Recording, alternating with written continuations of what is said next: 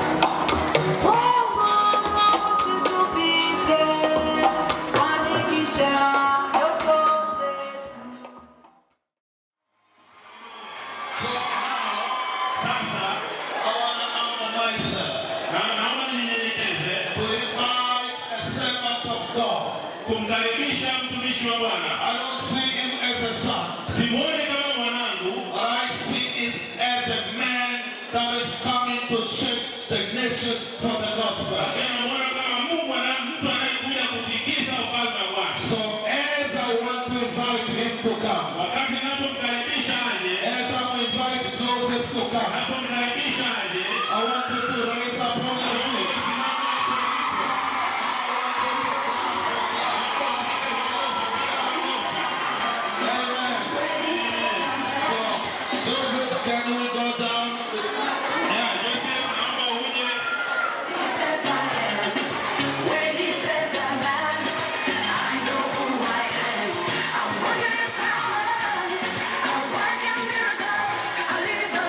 Okay.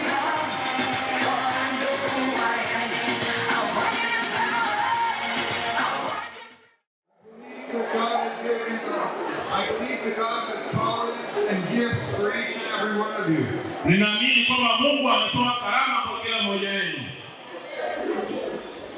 Some of you will be teachers. Wengi wenu, wengine watakuwa walimu. Some of you will be doctors. Wengine watakuwa madaktari. Some of you will be politicians. Some of you will be pastors. Wengine watakuwa wachungaji.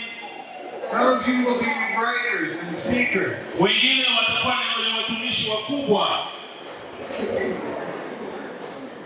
I believe God has given all of us gifts and callings to use to bless those around us. Ninaamini kwamba Mungu anatoa hizi karama kwa kila mmoja wetu. To help those around us. Ili hizi karama ziweze kutusaidia. And to share God's love with those around us. Na hizi karama ziweze kutuokoa katika mazingira yetu. Sometimes when we grow in our gifts, we can feel we can be afraid of failing. Wengine tunapokuwa tunakuwa na mawazo tofauti. Perhaps of making mistakes and being embarrassed. Wengine tunakuwa na tabia tofauti, tunakosea.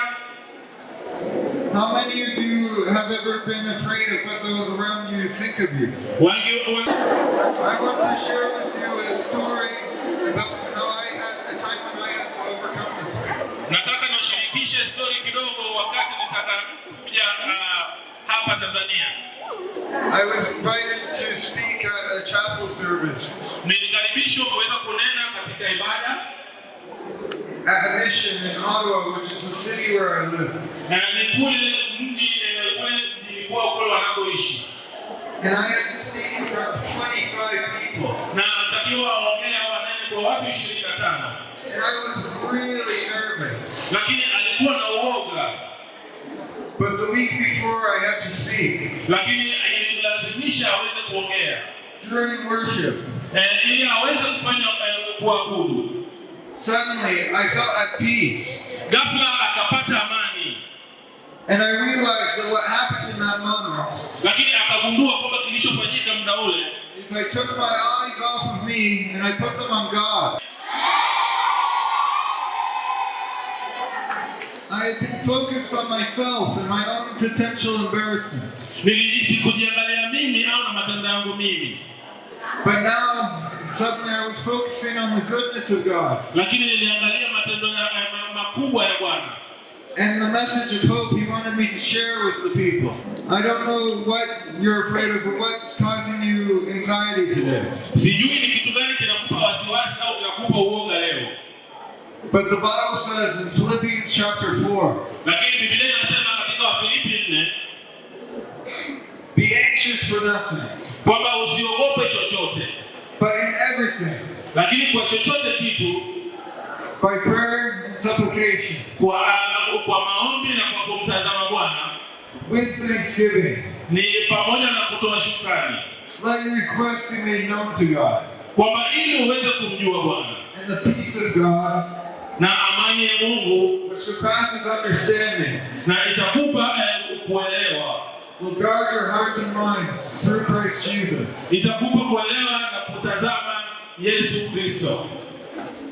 So, whatever you're afraid of today, I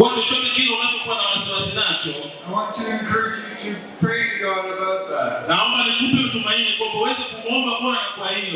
Tell God about your fears and ask Him to give you peace. And thank God for the good things He has done. That He is doing and that He will do.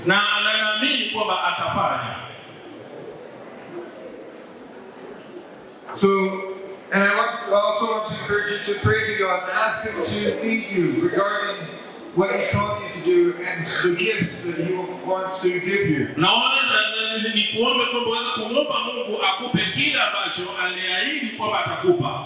And ask Him to help you to use those gifts to bless those around you.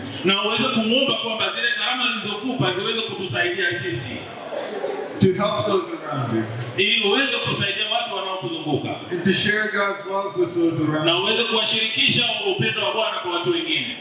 Can I pray for you today?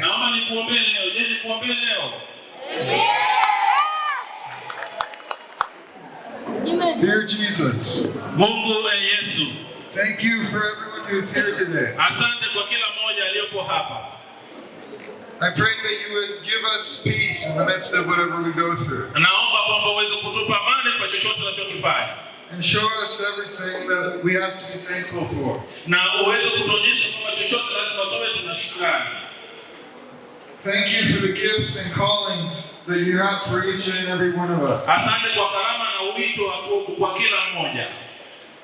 I pray that you would give us boldness. Naomba kwamba uweze kutupa unyenyekevu. And help us to be a blessing to those around us. Na uweze kutusaidia kwamba tujue wale wanaotuzunguka. Help us to use our gifts to bless those around us, to help those around us, and to share your love with them. Kwamba tuweze kutumia hizo karama ili ziweze kutusaidia na tusaidie na watu wengine. In Jesus' name. Katika jina la Yesu. And everyone said, na kila mmoja aseme Amen.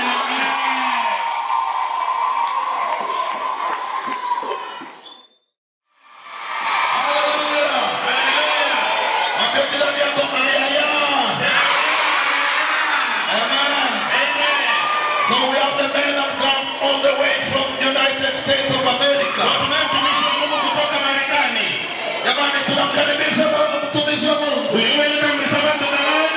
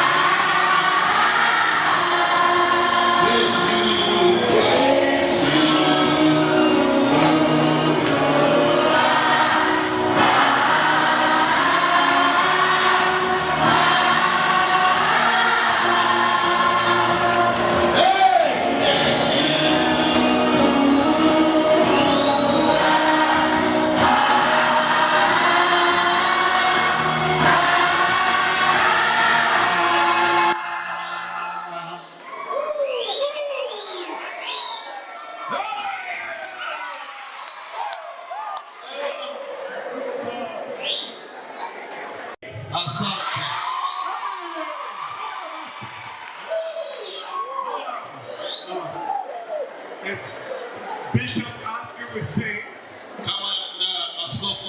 say, my name is Jason Siafakis. I'm from the United States of America. And I reside in the city of New York, state of New York. Hey!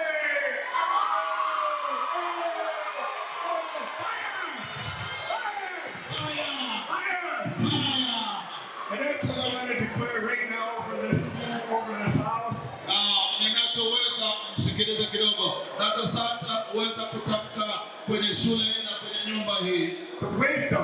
The wisdom that's in this room right now. The strength that's in this room right now.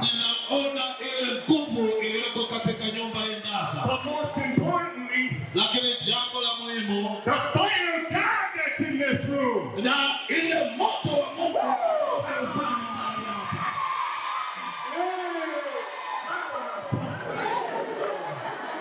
So as Bishop Oscar was talking about today, I had a dream about coming to Africa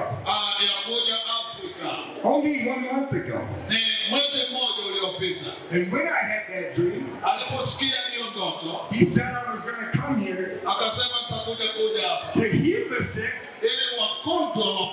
and to set the captives free. And when I had that dream, the morning I woke up, I get on Facebook. And guess who's on Facebook?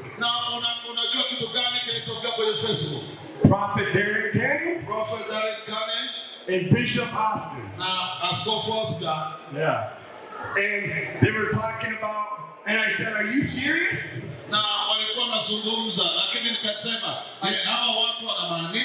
I just had a dream about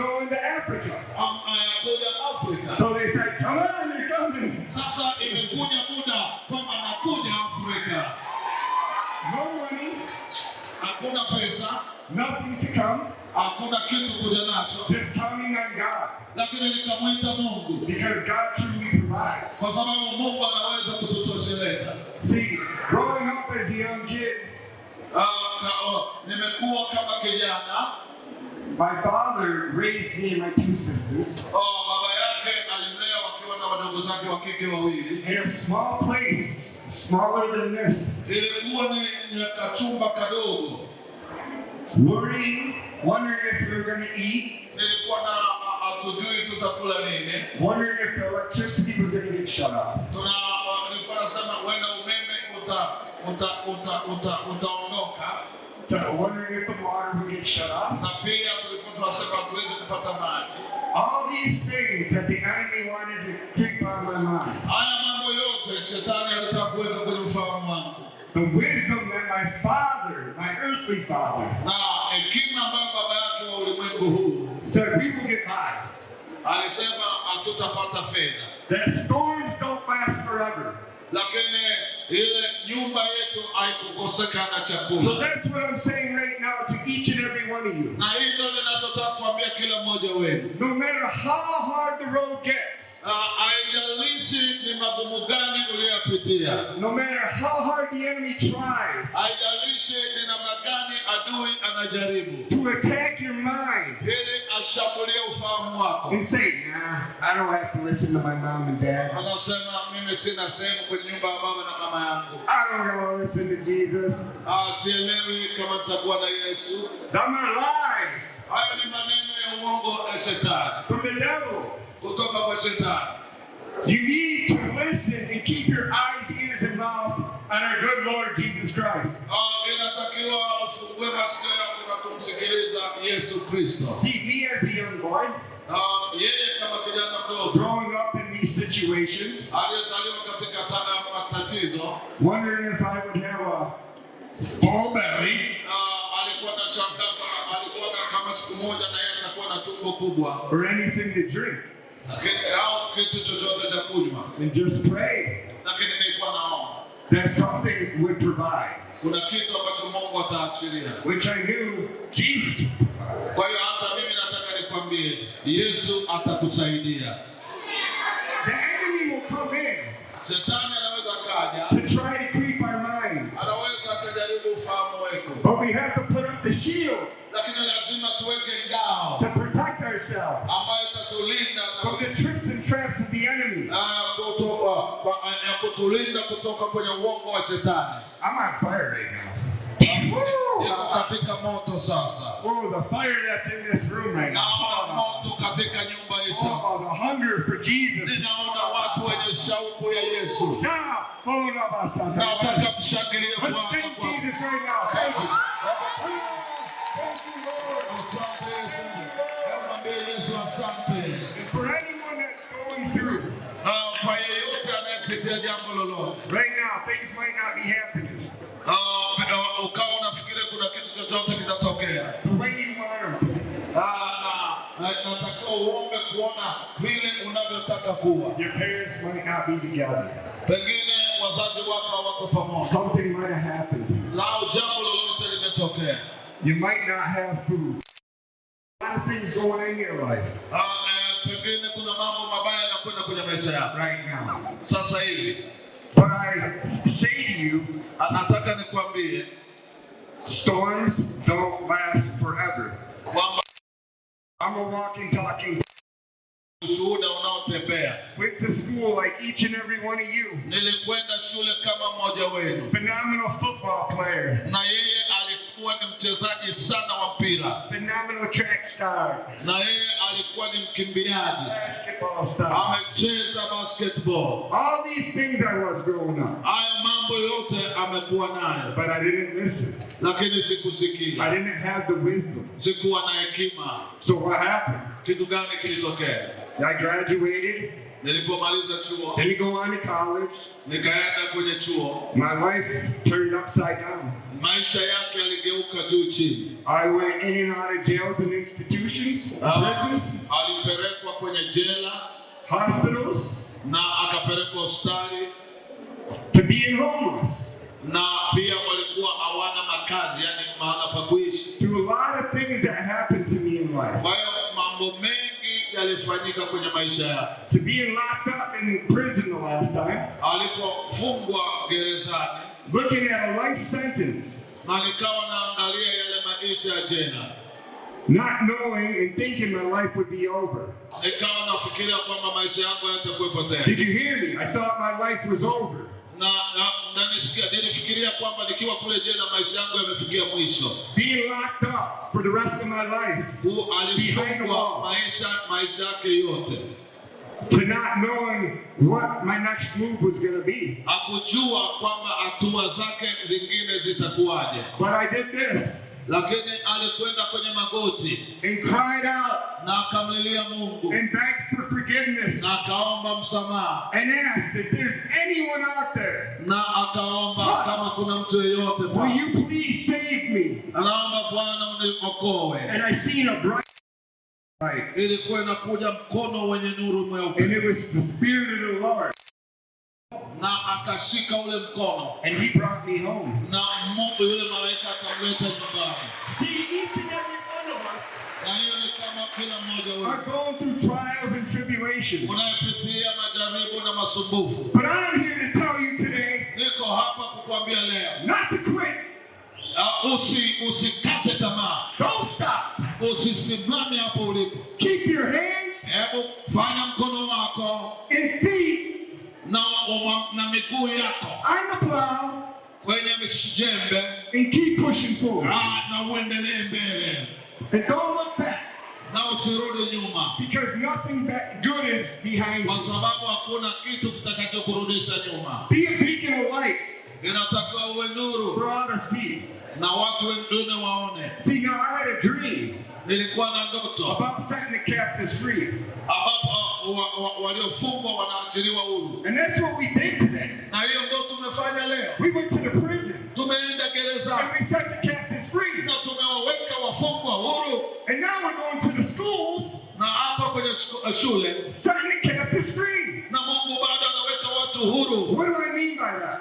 Namaanisha nini? That enemy might have a stronghold on your mind. Kama kuna jambo lolote leo but I'm here to say, not today, Satan. Na ninataka nimwambie shetani, sio leo shetani. You won't take their minds. Hauwezi kuwachukua ufalme. They are children of the Most High. Hawa ni watoto wa Mungu aliye hai. They are pearls. Na wao ni watoto wa They are diamonds. Kuna dhahabu, kuna gold. You're all precious rubies and gems. Ni watu wa thamani. Being shaped. Ninyi mmetengenezwa. Being molded. Mmetengenezwa. Right now, being molded. Sasa hivi coming to school every day. Fenyangwe na mnapokuja kwenye shule kila siku. Taking a long walk to get here. Unachukua nafasi ya kuja hapa. But you're being molded. Wewe umetengenezwa, umefinyangwa into the beautiful vessel. Kama chombo cha thamani. That God is creating you all to be. Ambayo Mungu amekuumba ili uwe hivyo. Like Brother Joseph was saying. Kama Joseph alivyosema. A nurse, a doctor, a physician, matabibu, a scientist, na wanasayansi. That's what you're here for. Haya ndio mambo ambayo Mungu amekutengeneza. To be a mouthpiece for the nation. Uwe baraka kwenye taifa. To be a walking, talking testimony. Na wewe uwe sehemu ya ushuhuda. And one day each and every one of us here have a story. Na siku moja kati yetu hapa kila moja atakuwa na historia ya kwake. Whether we want to be obedient and listen. Na hiyo ukiwa na utii na kusikiliza. To the small still voice. Na ile sauti ndogo of Jesus Christ. Ya Yesu Kristo. See, I know there's people in here hurting today. Ninajua kuna watu waliokataliwa. But I'm here to tell you that you are loved. Na nataka nikwambie wewe hapo that you are worthy. Wewe ni mtu wa heshima. That you are somebody. Wewe ni mtu fulani. That you are none of them words that your friend or somebody's calling you. Wewe sio yule ambaye mtu mwingine au rafiki anavyokuita. You're no bad word. Wewe sio mtu mwenye maneno mabaya. Being called stupid. Mtu mwingine anakuita mjinga. Dumb. Hauna akili. You're not dressed right. Wewe hujavaa vizuri. But you are in the eyes of our Lord and Savior Jesus Christ. Lakini wewe uko kwenye macho ya Yesu aliye Mwokozi. And in our eyes as brothers from Canada, amezaliwa Canada, and all over this region, all over the region of Africa. Na sasa niko kwenye mikoa ya Afrika And the United States na Marekani have come together tumekuja pamoja on one accord na tumekuja kwa mtu mmoja to let y'all know that you are worthy na kumwambia kila mtu aelewe kwamba wewe hu hai and you are loved. na umependwa. So don't quit. Kwa hiyo usikate tamaa. What I say, Nachosema don't quit. mwambie jirani yako usikate tamaa. Let me hear you say it. Sema tena usikate tamaa. I can't hear you. Hebu rudia tena. Louder. Hebu sema kwa sauti. Hey, thank you, Jesus.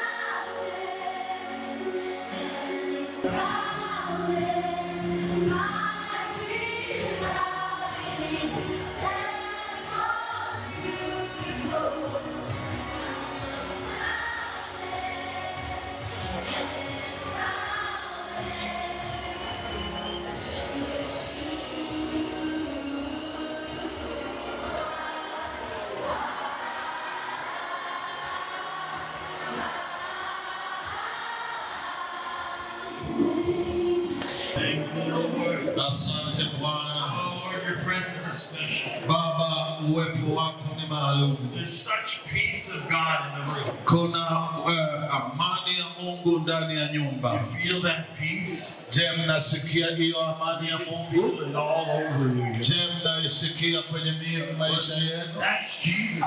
Huyo ni Yesu. Jesus is the Prince of Peace. Yesu ni mfalme wa amani. You know, the Bible says he's going to give us a peace. Yeye katikati ya machafuko Not like anatupa. the world gives, Sio kama dunia itoa. but it's a peace that goes beyond our minds. Sasa It's the peace. sio ni amani. And it's hard to put it into words. Hebu jaribu kuchukua amani ili uweke kwenye maneno. You have to feel the presence Na of God. inatakiwa uishi huo uwepo wa Mungu. When you got the presence of Jesus in you, Unapopata uwepo wa Mungu ndani yako, it changes you. huwa inabadilisha It maisha, changes your body. inabadilisha mwili wako. You know, maybe you need a healing in your body. Wengine wanahitaji uponyaji Is there vizuri. anybody who needs healing in Kuna their mtu body? yeyote hapa anahitaji uponyaji ndani ya I declare over you. Yesu anakuponya I sasa. just want you to feel where it hurts. Nataka utembee unasikia God is going to change it kwa even right sababu now. Mungu atakwenda kubadilisha mambo I sana. just declare over you. Nataka nitangaze juu The yako enemy does not own you. kwamba adui hawezi kukushikilia. That the God I serve, God who I serve, Mungu anayejibu is touching you, anagusa maisha and yako, is changing you anabadilisha maisha yako from glory to glory. kutoka utukufu hadi utukufu. Ninakupa ufahamu wangu, I ask you to touch my mind. naomba uguse ufahamu wangu. I want to think your thoughts. Nataka nipate ufahamu wako. I want you to. You know, the Bible says, Biblia inasema, for I know the plans I have for you. kwa sababu najua mawazo ninayowawazia Plans ninyi, to prosper you, mawazo ya kuwafanikisha to give you a hope na kuwapeni and a matumaini future. siku zenu za mwisho. You know, at your age right now, Na kwa umri wako sasa, maybe you're not thinking about the future too much. pengine ufikiri sana kwa habari ya siku zijazo, But God has thought about your future. lakini Mungu ameshaanza hatima yako Even before you were born, hata kabla hujazaliwa. God had a plan for your life. Mungu alikuwa na mpango na And wewe, He knows how to guide you into that plan. na unajua kwamba Mungu ana mpango na So wewe. I declare over you Kwa hiyo natangaza juu that yako you will hear God's voice. Kama utasikia sauti ya That Mungu, even angels will come to you. na hata malaika watakuja kwako. And they will speak to you. Na watasema na And wewe. tell you what God wants you to Na do. utawaambia ambacho Mungu anataka mfanye. I've been all over the world. Nimekuwa duniani I'm kote. in the 46 nations. Amekuwa kwenye nchi 46. Some of them I've been to many, many times. Maeneo mengine ameenda sana. I travel about 9 months a year. Anaweza kasafiri miezi 9 kwa mwaka. I just traveled all over America before. Amezunguka Marekani yote kabla hajaja. All across Canada. Na kupita Canada yote. When I get home, Na niliporudi nyumbani, I will fly back again to Europe. nikaruka tena kwenda And Ulaya. I'll preach in the United Kingdom Na nikahubiri kule Uingereza and in France. na Ufaransa. So I've been everywhere preaching the gospel. Kwa hiyo nimekuwa kila mahali na ubiri Injili. I love preaching the gospel. Ninapenda kuhubiri The Injili. gospel is so powerful. Na Injili ina nguvu. You know, when the presence of God hits a heart, Na unajua uwepo wa Mungu it unapokuja moyo, changes them. Amen. inabadilisha watu. I stand here today Nimesimama hapa leo because when I was 15 years old, kwa sababu nilipokuwa na miaka 15 I gave my heart to Jesus. nilitoa maisha yangu kwa Yesu. And I came from a bad family. Unajua ametoka kwenye familia mbaya. And I had no hope. Hakuwa na matumaini. My parents couldn't send me to a good school. Unajua wazazi wake hawakumpeleka kwenye shule nzuri. You guys are so blessed Ninyi mmebarikiwa. to be in this school. Mmekuwa hapa shuleni. You do not know the blessing that this is. Yaani huwezi kujua baraka So zilizo. honor your mother and father. Kwa hiyo hebu mheshimu baba yako na mama yako. They've worked hard to put you Kwa here. sababu wamefanya kazi kubwa kukuleta hapa. And if you do your studies well, Na unaposoma mahali hapa, there's no limit to what you can do. hakuna njia yoyote unayoweza kufanya. You need to hear God's voice. Unataka usikie sauti ya Mungu. When I was 15 years old, Alipokuwa na miaka 15, I had a dream. alikuwa na ndoto. And an angel appeared to me. Na malaika And he alimtokezea. was very tall, Na alikuwa mrefu. as tall as that pole. Alikuwa mrefu kama nguzo. And he said to me, Na akaniambia, come with me. hebu njoo uende na And he mimi. showed me heaven and he showed me hell. Alinionyesha mbingu, akanionyesha na And I jehanamu. saw the souls in heaven. Nikaona nafsi kule And they mbinguni. were rejoicing and glad. Walikuwa na furaha na And kushangilia. I saw the souls in hell. Lakini pia nikaona nafsi za And jehanamu. they were thirsty and they had Walikuwa na kiu na walikuwa na vilio. and in hell I actually saw my mom. Kwa hiyo na hapo alimuona mama yake. In those days my mom didn't know Jesus. Wakati huo mama yake alikuwa mjui Yesu. And I looked at the angel like this. Akamwangalia malaika namna And hii. he said, look at her now. Nikamwangalia, ona ule Because mali. she will fade from your memory. Alikuwa She will fade away from your memory.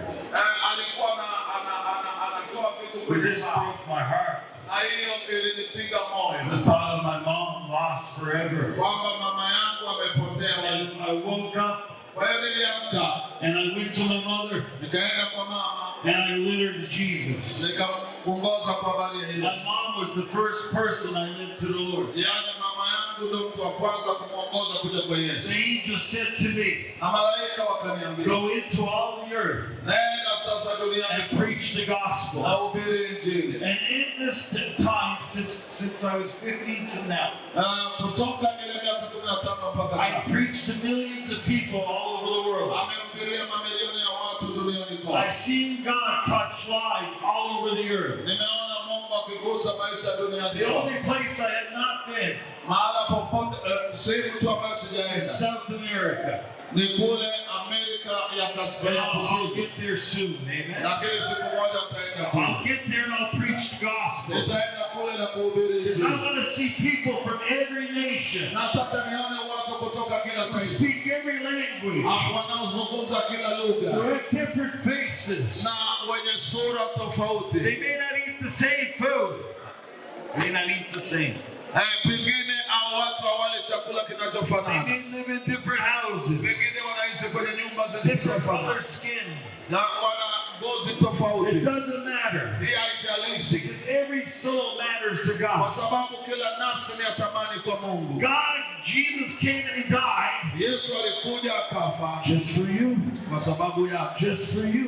Kwa sababu yako. If you were the only one, Kama ni wewe peke yako, he would have died just for you. basi atakufa kwa ajili And yako. so I sit here today, Wewe nasema hapa leo, and there's so many people here. kuna watu wengi sana. And God wants you to know Mungu anataka ujue. that he loves you, Mungu anakupenda. and he wants to do special things in your life. Na wewe anataka wape vitu vya thamani kwenye maisha yako. God has got a plan for you. Mungu ana mpango kwa ajili yako. With the red hat on.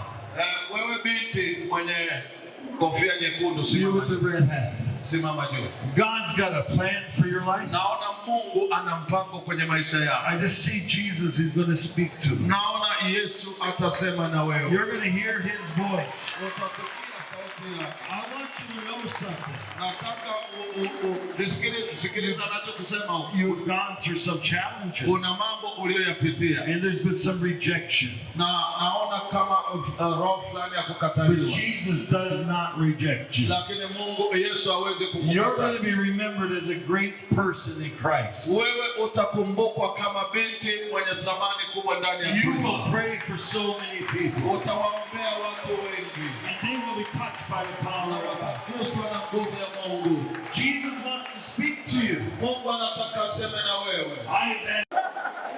Just smiling at me.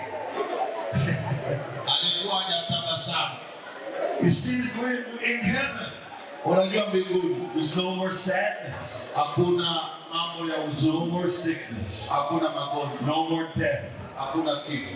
You won't feel the pain Hautasikia maumivu of being away from your parents, na hautakuwa na maumivu. but you'll feel the joy of the Lord always. Inatakiwa siku zote uwe na furaha. Pastor John said, Kama Pastor John that the alisema joy of the Lord is here today. kwamba leo furaha ya Mungu iko hapa. In the presence of God, there's joy. Kwenye uwepo wa Mungu kuna And furaha. I declare you have joy. Na ninatangaza hiyo furaha. God is so good. Mungu ni mwema. If I would say one more thing, Niseme neno moja. commit your way to the Lord.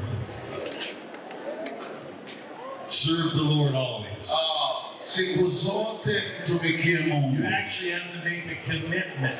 Na ninatakiwa ujitoe. You can't just make it through life. You've got to say, Jesus, Huwezi tu kuweka tu kidogo kwenye I'm going to maisha. serve you. Useme Yesu nataka At nikutumikie. the age you are right now, Na malaika sasa hivi you should make a commitment. lazima uweke ujitoe. I want everybody to stand. Kwa hiyo kila mmoja nataka asimame. Don't look at the person next to you. Nataka usimame sasa, usimwangalie mtu I aliye. want everybody to stand, Nataka kila mmoja asimame. and I want you to pray with me now. Nataka uombe na mimi sasa. I want you to pray and ask Jesus Nataka uombe kwa Yesu to come closer to your heart.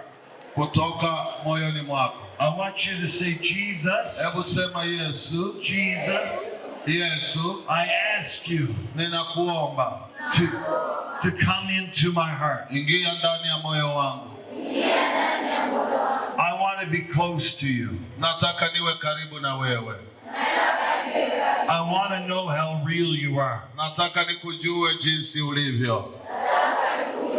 I want to see angels. Nataka nione malaika. I want to see you, Jesus. Nataka nikuone Yesu. I want to know how real you are. Nataka nijue ni jinsi gani ulivyo. Holy Spirit, Na to come live in my heart. aishi ndani yangu Guide me na anilinde into God's perfect plan for my na life. katika mipango kamilifu ya Mungu.